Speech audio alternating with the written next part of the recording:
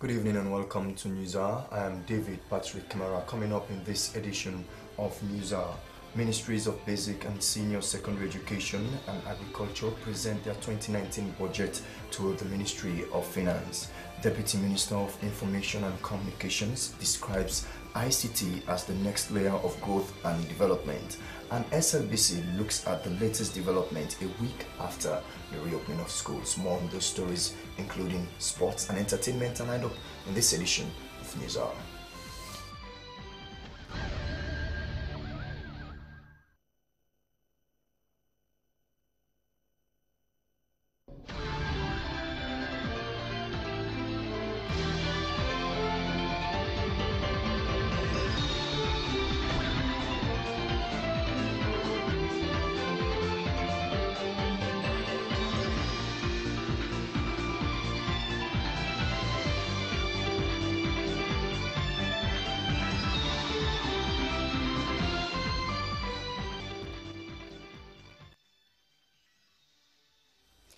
Welcome back and thanks for joining us for our first story tonight.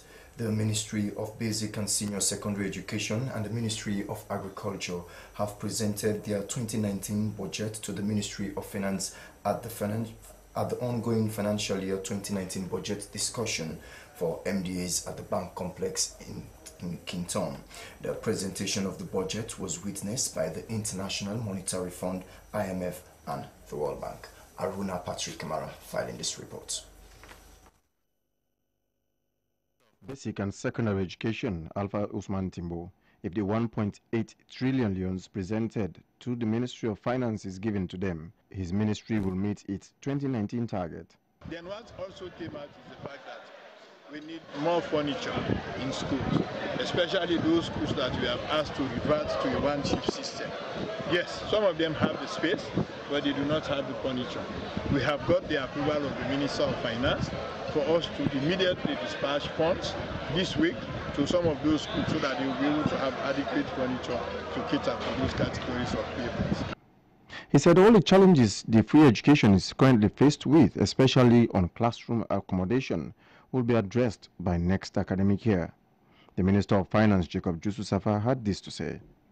It's not a question of saying that we're located, you don't know buy everything. No, we don't go to acceptance. We have to agree on that desire before we start it. We need people to come and sit together and see. Not only making money on the post. Between the Ministry of Education and the Ministry of Agriculture, we have to work on the sustainability of the school fee program. Is it possible to start school fee, school gathering to complement government? It's a quite expensive program which we don't want to start and stop. So we have to build into it the sustainability aspect. The Deputy Minister of Agriculture, Forestry and Food Security, Sam King Brahma, said his ministry was giving a ceiling of 60 billion loans, but they are in need of 350 billion loans because of the programs they want to embark on as a ministry in 2019. Justifications have been made already, but this is just to target, to enable us to reach our target of food reduction by rice import reduction by 20% annually, and to this is just a recurrent budget, so this is not a capital budget required for large-scale investments. But these are the figures that target major inputs, fertilizers and seeds, because over the years we've had very poor quality of seeds used in the as planting materials, which is directly related to our levels of output, 0.8 tons per hectare to 1.5 tons per hectare. He said as a ministry they want to ensure the country is able to provide enough food for its people.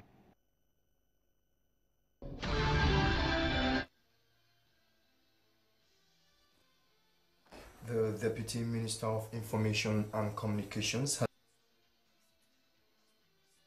of growth and development for the country's progress. Solomon Jamiro was speaking during the launch of the Ministry of Tourism new website at the Sierra Palm Resort, Lumley. Doreen Barry has the story.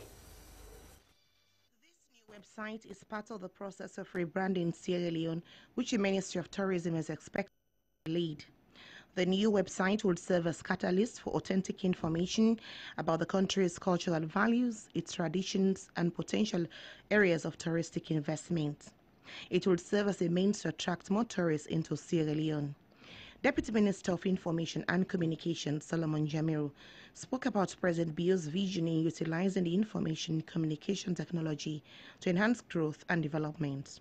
He lauded the venture of the tourism sector to develop smart cities that will help them adopt new technologies.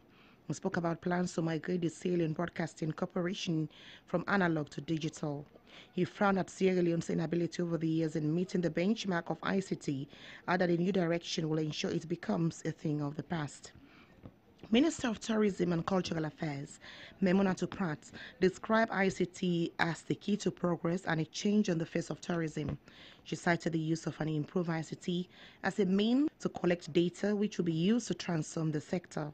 She said the role of ICT is crucial, calling on the telecommunications industry to make their facility accessible for tourists to browse and have a feel of the country's beauty. Acting General Manager of the National Tourist Board said the stakeholders meeting is aimed at fostering innovation and entrepreneurship for a unique opportunity. She said that having a sustainable ICT will lead to opportunities and increase investment in the tourism sector. Representatives from AfriCell, Orange and Sierratel described the tourism sector as a bedrock and engine of growth. They appreciated the ministry's gesture in developing a website which will lead to the connectivity of people within and outside of Sierra Leone. The Free Education Flagship Program, which is one of the priorities of the government, started a week ago. The first week has not gone without challenges, though citizens welcome the free education drive. SLBC's Joseph Toure looks at some of the latest developments during the past week. It has been a week now since the free education program started, and SLBC is here to find out more. Since the reopening of schools last week, many players in the education sector have been actively occupied in ensuring the free quality education becomes a success. At the government Rokel Secondary School, it was disclosed by the acting vice principal Alfred Masali that this was the first time ever in the history of the school to see almost 100% turnout of pupils and teachers in the first week. He noted that some of the reasons restraining them from going to the one-shift system include limited accommodation and non-availability of furniture in many classrooms. Mr. Masali also took us on a conducted tour of the deplorable buildings and the available land in the school premises, which the government could use to build new structures. The building right behind me used to serve as an auxiliary classroom, but as you can see now, it's in a very deplorable state. He also confirmed that they have received the subvention from the government even before schools reopen. SLBC made similar visits to the Albert Academy and the government model secondary school, where effective teaching was ongoing. The principals of the Albert Academy and the government model secondary school lauded the government for the introduction of the free education. They noted that with the subvention, running their school has been easy. They, however, appealed to the government to look into the issue of accommodation in order to have 50 pupils per class and to reintroduce the one-shift system once more. If the free education program is to continue smoothly, continuous monitoring and evaluation of the school system should be unrelenting. The Sierra Leone police have briefed journalists about the arrest of one Lebanese businessman, Yusuf Anta, and staff of Westminster Aviation Security Services George Kurma for an alleged conspiracy and smuggling of huge sums of foreign currencies at the Lunge International Airport. The disclosure was made at the police press conference held at the police conference hall at George Street. Speaking to journalists, Assistant Superintendent of Police Abubakar Kagbo said the matter is presently being investigated at the Criminal Investigations Department. The Assistant Superintendent said 6 suspects have also been charged to court for the death of one Climax member, Madison Bio, whilst the police is still in search of the remaining suspects. Director of Operations of the Sierra Leone Police Assistant Inspector General Elizabeth Toure said the 10 suspects, together with 3 females, have been arrested for breaking with implements such as knives, scissors, cutlasses, among others. She said the one Alusain Kamara and one Samba of 14 Crowder Street have lost their lives after they were violently attacked by some unknown groups. She said also that 14 of the suspects are presently in police custody. After the 2018 presidential and general elections, which ushered in President Julius Maada Bio, citizens have been looking forward to see him fulfill promises in the Sierra Leone People's Party manifesto. Think Africa Institute have praised President Bio's government for improving the economy, education and sanitation in its first 100 days in office. The institute presented its finding to the media. Maini Mansari reports. Africa Institute is a consulting firm specializing in working with government ministries, departments and agencies, NGOs, UN agencies and the private sector in Africa. Part of what they do is to conduct research relevant to governments across Africa. The Institute conducted a research by seeking the views of Sierra Leoneans on how they assessed performance of government in the first 100 days in office. The director of Think Africa Institute, Simon Chike Sosa, said the survey looked at how government agenda was set in the first 100 days of the new director. You look and then you realize that the majority, 59%, agree most of the time that the issues we are raising or the questions we ask are correct. So for instance, we ask a question, say, the government in the last 100 days has worked to improve the country's revenue resource. Agree, disagree, not disagree. So we ask the question like that and people choose. So say 59% of the time, people said yes. And these questions were not from the air. It was just the key issues in the manifesto. He said the research conducted proved that the government is doing well in the areas of education, the economy and sanitation, adding that government has significant improvements in 6 out of 28 promises in the campaign manifesto. Government Choquel Secondary School has launched its 50th anniversary celebration on the school campus in Freetown. The Government Choquel Secondary School was founded by some elderly people around Congo Town in Freetown to admit pupils who wrote to the common entrance exams but could not make it to their schools of choice. Millicent Lunge filing this report.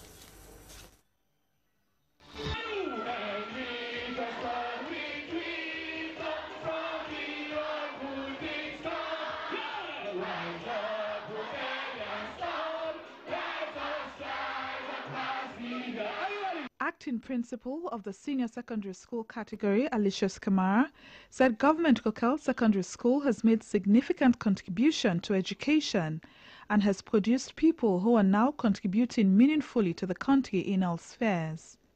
He encouraged all pupils to give back to an institution that helped be what they are today in society. Mr. Kamara informed the gathering that Government Choquel Secondary School will return to the one-shift system next academic year. When you look at our prospectus, it is written in there that Choquel was founded for those students that failed to gain the marks to enter the schools of their first choice. Now, let me just inform you that last year alone, last academic year, I had over 867 students who start for Choquel. Now, we are now taking students who start for Choquel as their first choice also. So that's part of our history. Madam Chair, please allow us to rewrite our history so that the statement here that we get up for honest students has failed to get their first choice be removed from our history. One of the board members said attendance of teachers and pupils is going to be treated seriously to ensure that the teachers are committed and the pupils are serious with their academic work. Parents, he said, will be invited to school to monitor the school register on a weekly basis to be assured of their children's attendance. The president of the Rokel Old Pupils Association, ROPA, Mano Bizoko Dumbuya, called on all past pupils home and abroad to support the school whichever way they can. The unveiling of the school's Golden Jubilee T-shirt and announcement of lined-up activities to celebrate the anniversary was done by one of the past pupils, Mabinti Mansari. Golden Jubilee celebration, perseverance, 1968 to 2018.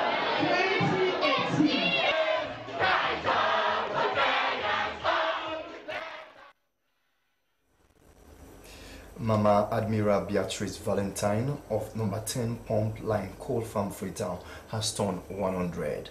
Speaking to SLBC, Mama Val, as she's commonly called, said patience, humility and care, and above all the fear of God are among the reasons for our long life. Ibrahim Samura joined the Valentine family in the centenary birthday celebration for Mama Val at her residence in Pump Line Coal Farm in Freetown. Wow! Wow! Shall we sing the birthday song again? Happy birthday to you!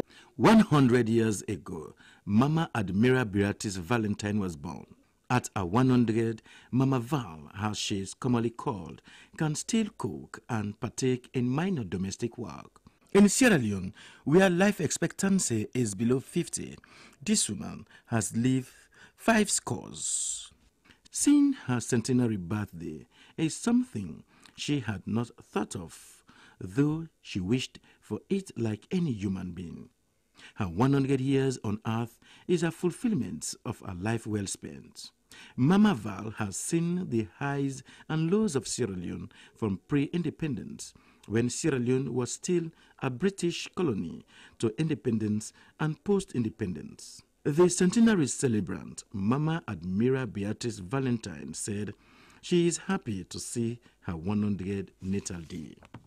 Mama Valentina was a petty trader and later worked at the Connaught Hospital as ward attendant. I was never interested in social activities. Our parents were very strict. We were not allowed to stay up late or even go out at night. I advise the young of today to be careful in life if they want to live long. Children and entire Valentine family held a special house mass for Mama Val to thank the Lord for keeping their mom on to dates. It was graced by friends, grandchildren and great-grandchildren, clergymen, including Archbishop of the Catholic Church, Dr. Tamba Charles, who offered special prayers. Children of Mama Val said they are happy for the centenary celebration and praise God for their mom for a life well spent. Her late husband, Francis Valentine, a former teacher of the St. Edward's Primary School, died at age 75. Ibrahim Samura, Freetown.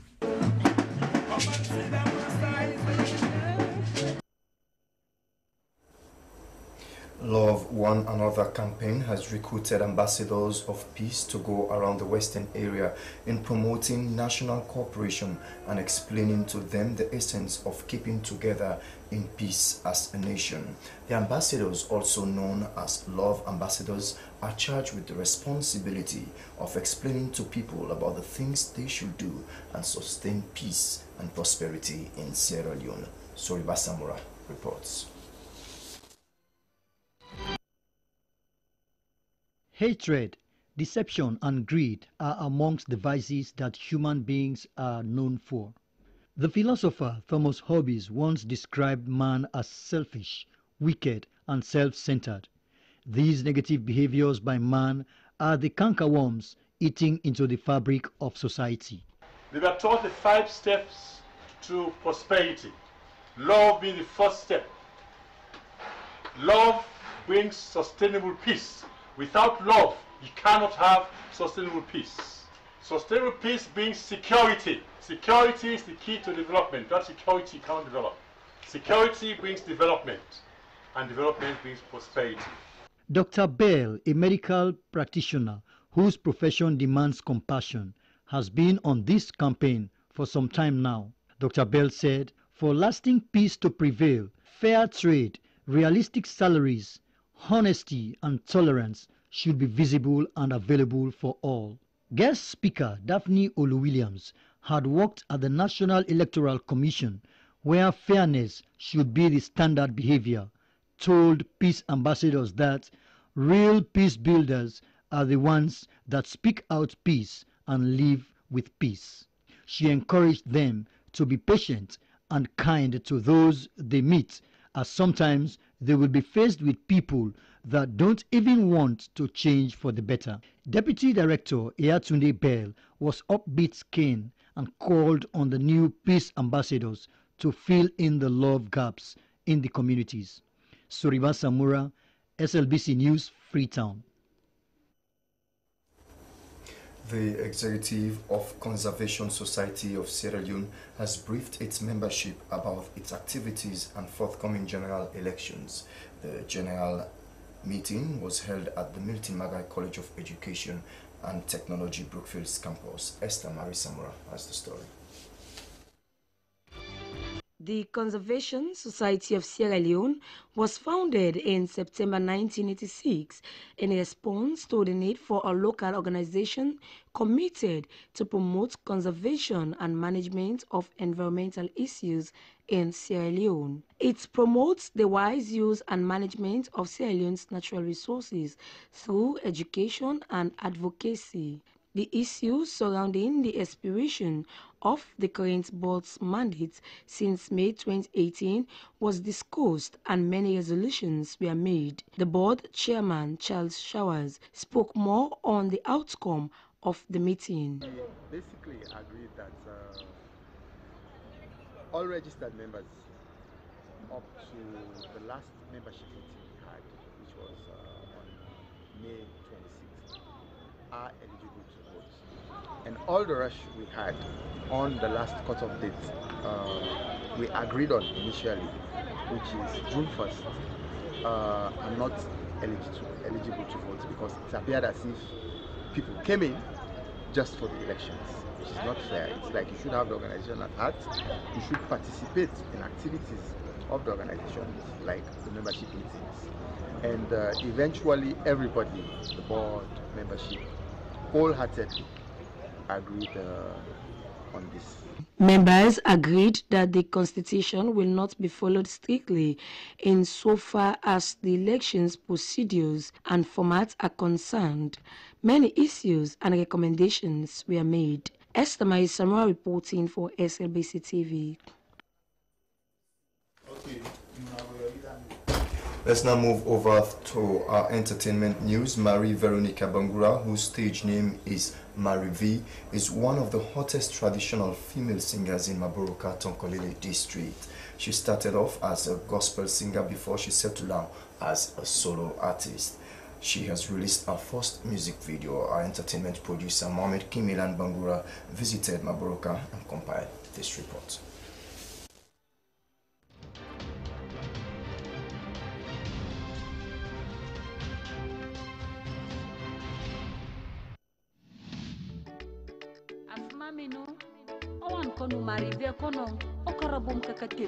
Marie Veronica Bangura, whose stage name is Marie V, is one of the hottest traditional female singers in Maboroka, Tonkolele district. She was born on 25th of June 1985 in Mamuta village and attended the MCA Primary School in Mamuta and the Great Pampana High Secondary School in Maboroka, where she sat her WASC exam in 2012. Mary V started singing in church and produced various gospel albums with a church group before settling down in the secular world. Her reason for joining the secular music is because she can compete for a district with other female musicians across the country. What about the comments from people about her shifting from gospel to secular music? No. You can sing only songs them. No.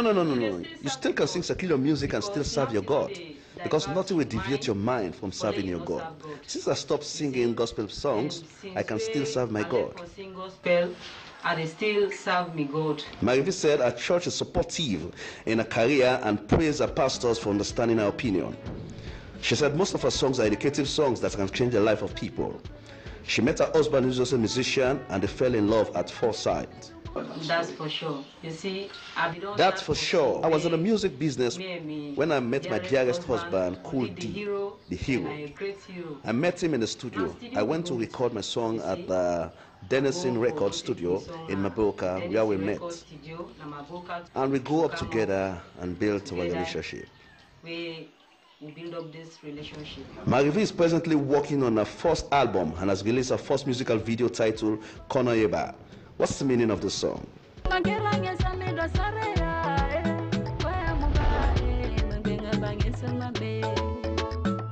Well, like we making day now we married.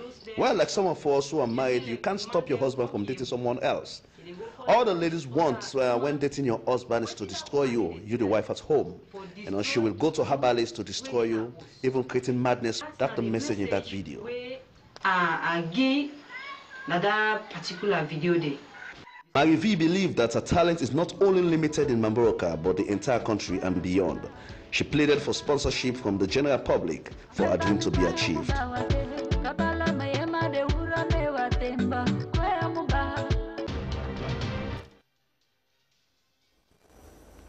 From entertainment, to move over to sport, the Sierra Leone Volleyball Association has presented to the National Olympic Committee the volleyball delegation that represented the country in the just concluded Anoka Zone 2 Beach Volleyball Championship held in Banjul, the Gambia. Sierra Leone won silver and bronze in the male and female categories, respectively. Esther Marisamura has the story. Even though the team out of 6 countries traveled by road from Freetown to the competition venue, its performance caught the eyes of the organizers. Presenting the delegation to the Executive Committee of the National Olympic Committee, leader of delegation, Luzben Nyambi, expressed that the male team was almost at the verge of winning the gold medal had it not been for the injury of one of the players that caused him not to continue, thus damping the team's spirit. The team leader assured the National Olympic Committee of better performance in future competition. We all have been trying to have the gold all the way, both for the 2 teams.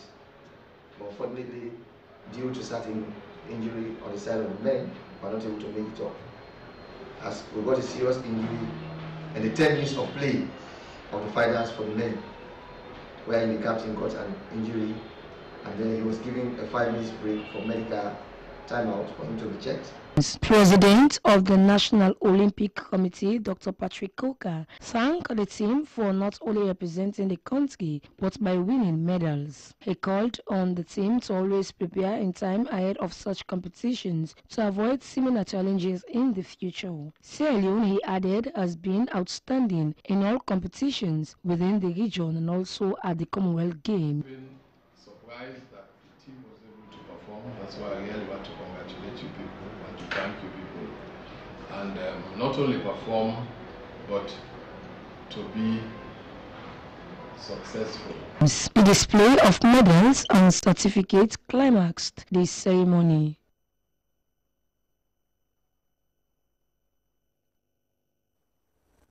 Well, to end the news, the main points again. Ministries of Basic and Senior Secondary Education and Agriculture have presented their 2019 budget to the Ministry of Finance. Deputy Minister of Information and Communications has described ICT as the next layer of growth and development. And SLPC looked at some of the latest development a week after the reopening of schools. So that's all in this edition of Newshour. Thanks for your company. My name is David Patrick Kamara from Broadcasting House. Good night.